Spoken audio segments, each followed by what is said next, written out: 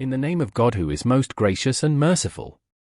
I am Zubair Khan and you are watching my vlog. Israel's attack on Iran's nuclear sites, global threat and Khalifa's powerful advice is topic for today's program. On the night of June 12, the world came dangerously close to a nuclear disaster.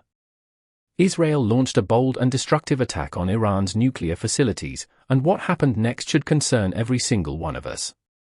Just a day after the strikes, the head of the International Atomic Energy Agency, Rafael Grossi, issued an urgent warning. He reminded the world that attacking nuclear installations is a clear violation of international law, including IAEA protocols, multiple UN resolutions, and the UN Charter itself. Iran, though technically still a non-nuclear state, currently possesses over 8,294 kilograms of enriched uranium, including uranium enriched up to 60% purity, which is dangerously close to weapons grade. Experts agree.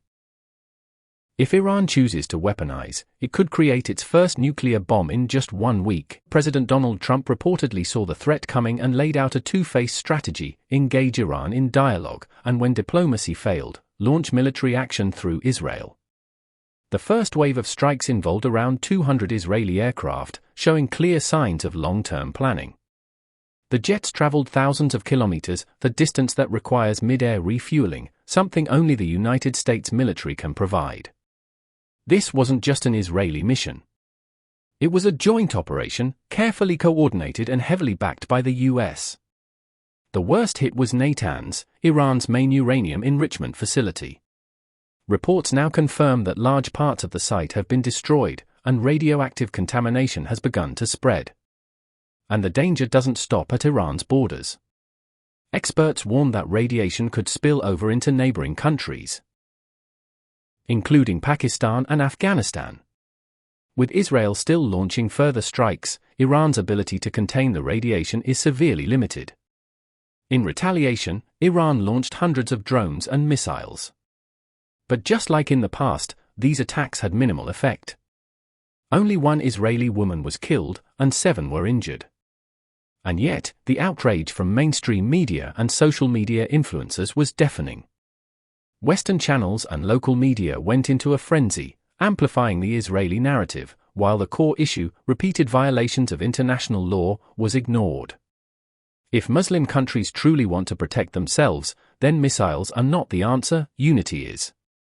There are 51 Muslim-majority nations, yet without collective strength, they will continue to be taken down, one by one. That's why the worldwide head of the Ahmadiyya Muslim community, Hazrat Mirza Masroor Ahmed, may Allah be his helper, delivered a powerful reminder in his Friday sermon on June 13.